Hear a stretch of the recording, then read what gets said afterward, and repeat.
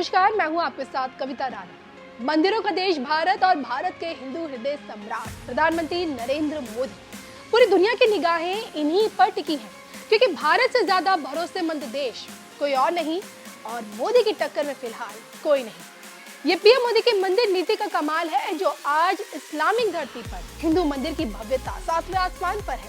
अयोध्या के बाद अब जाकर अबू धाबी की बारी आई है, क्योंकि वर्षों के इंतजार के बाद यूएई की धड़कनों में भव्य हिंदू मंदिर की भव्यता बसने जा रही है। 14 फरवरी का दिन इस्लामिक दुनिया में सनातन का उदय होगा और जो कि देखिए मंदिर उद्घाटन मोदी के हाथों होना है और इस कारण यूएई अभी से मोदीमय होने लगा है।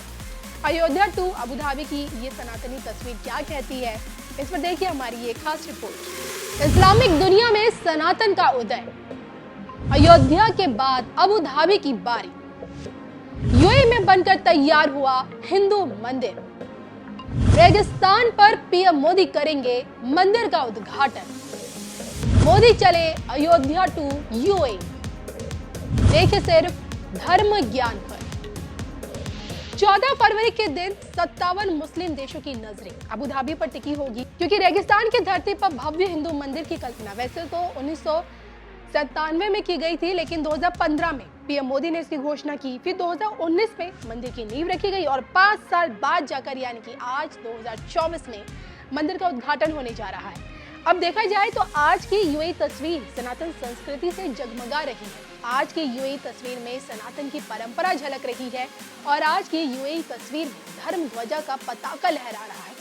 27 एकड़ में 700 करोड़ की लागत से बना लक्ष्मी नारायण मंदिर की भव्यता को उसकी विशेषताओं से भी जाना जा सकता है। जी हाँ, 18 लाख ईंटों से मंदिर का निर्माण अपने आप में कितना खास है, आइए आपको बताते हैं इसकी विशेषताओं के बारे में। नागर शैली में बने मंदिर के बाहरी हिस्से में 96 घंटियां लगाई गई है। जी हाँ, मंदिर के लिए इटली से संगमरमर का पत्थर लाया गया और राजस्थान से गुलाबी बलुआ पत्थर। यूएई की भीषण गर्मी में भी इन पत्थरों का कुछ नहीं होने वाला है।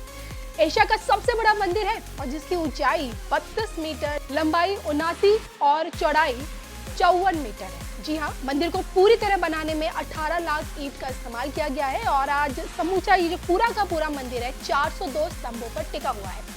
मंदिर में 2 केंद्रीय गुंबद है और 7 शिखर है। ये सातों शिखर 7 अमीरात के प्रतिनिधित्व है। जी हाँ, मंदिर में एक विशेष स्तंभ है जिसे स्तंभों का स्तंभ कहा जा रहा है, क्योंकि इसी में 1400 नक्काशीदार छोटे स्तंभ हैं। मंदिर की नींव में 100 सेंसर, पूरे क्षेत्र में 350 से ज्यादा सेंसर लगे हुए हैं, जो तापमान, भूकंप, दबाव से जुड़े तमाम डेटा देते हैं। मंदिर में 12 ज्योतिर्लिंगों से लेकर प्रभु राम, माँ सीता, लक्ष्मण, हनुमान जी, शिव पार्वती, गणपति, कार्तिकेय, भगवान जगन्नाथ, राधा कृष्ण, तिरुपति बालाजी, भगवान अयप्पा, पद्मावती और साथ ही साथ अक्षय पुरुषोत्तम स्वामी नारायण, स्वामी गुणितानंद की भी प्रतिमाएं इस मंदिर में स्थापित की गई हैं बकायदा। जो मंदिर हम देख रहे हैं, ये बीएपीएस हिंदू मंदिर, ये यहाँ यूनाइटेड अरब एमिरेट्स का सर्वप्रथम ट्रेडिशनली स्टोन का, पत्थर का बना हुआ ये सुंदर मंदिर है। ये जो मंदिर है वो पिंक सैंडस्टोन जो राजस्थान से आता है और व्हाइट इटालियन मार्बल उससे बना हुआ ये पूरा मंदिर है, जो 7 शिखर का है। और 7 शिखर इसलिए बनाए गए हैं, ये हमारा एक तरीका है, यहाँ के जो नेता हैं उनको आभार मानने के लिए हमने ये 7 एमिरेट्स बनाए, 7 स्पायर्स बनाए हुए हैं। और दूसरा कि ये जो मंदिर है वो सभी कम्युनिटीज को, सभी फेथ को एक साथ में लाके एक हार्मनी का काम करता है। दैट्स व्हाई वी कॉल ये मंदिर को हम spiritual oasis of global harmony भी कहते हैं। तो अबू धाबी की धरती पर भव्य हिंदू मंदिर का निर्माण इस बात का सबूत है कि मोदी है तो हर चीज मुमकिन है। अयोध्या के बाद पीएम मोदी का काफिला अब अबू धाबी लैंड करेगा। मोदी अपने 2 दिवसीय यूएई दौरे में न सिर्फ स्वामी लक्ष्मी नारायण मंदिर का उद्घाटन करेंगे, बल्कि भारतीय समुदाय को भी संबोधित करेंगे। शेख जायद स्टेडियम में एहलान मोदी कार्यक्रम एक ग्रैंड लेवल पर आयोजित किया गया है और इसी के साथ दोनों मुल्कों के बीच द्विपक्षीय वार्ता होगी। आप कह सकते हैं कि धर्म पथ पर चलकर पीएम मोदी यूएई से कूटनीतिक संबंधों को मजबूती दे रहे हैं। भारत से 2500 किलोमीटर दूर, 200 मील दूर इस्लाम की मिट्टी पर भव्य हिंदू मंदिर की उपस्थिति ये दर्शाती है, ये बताती है कि समावेशी सनातन में सबका कल्याण है।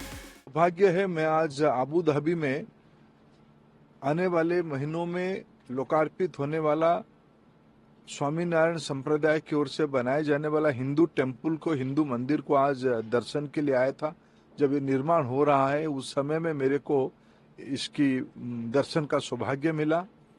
यहाँ मेरे को लगता है कि पहली बार भारतीय सभ्यता को आधुनिक तौर तरीके के साथ, टेक्नोलॉजी के साथ और वैश्विक आवश्यकता को ध्यान में रखते हुए विश्व की जो मानस है, विश्व की जो अवस्था है, उस समय में हमारी भारतीयता, हमारी वसुधैव कुटुंबकम की मूल तत्व, हमारी वेदों में लिखी गई मूल संस्कृति को इस मंदिर परिसर में प्रतिफलित किया गया है।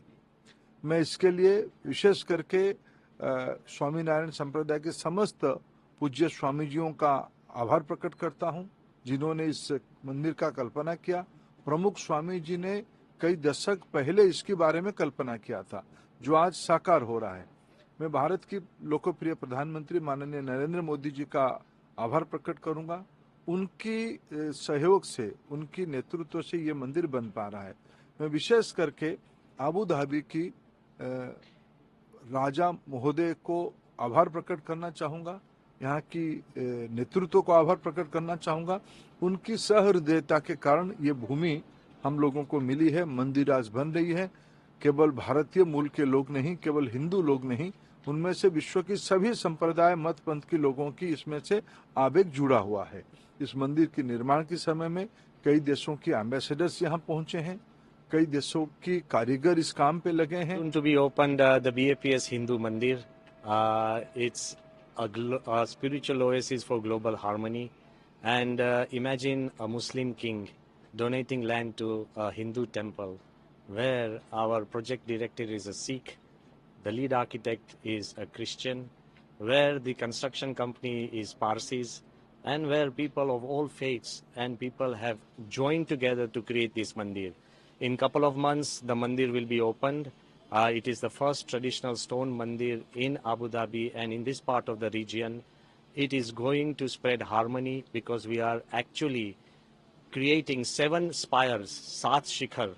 उसमें हमारे जो मुख्य देवताओं है वो भगवान श्री स्वामीनारायण, भगवान श्री कृष्ण, राधा कृष्ण, श्री सीताराम, श्री शिव पार्वती, श्री अयप्पा जी, श्री तिरुपति बालाजी एंड जगन्नाथ जी, वो सबकी मूर्तियां होगी और सबकी कहानियां वो मंदिर में कार्व करके वो दीवार में रखी है मंडोवर में, वो भी आप देख सकेंगे।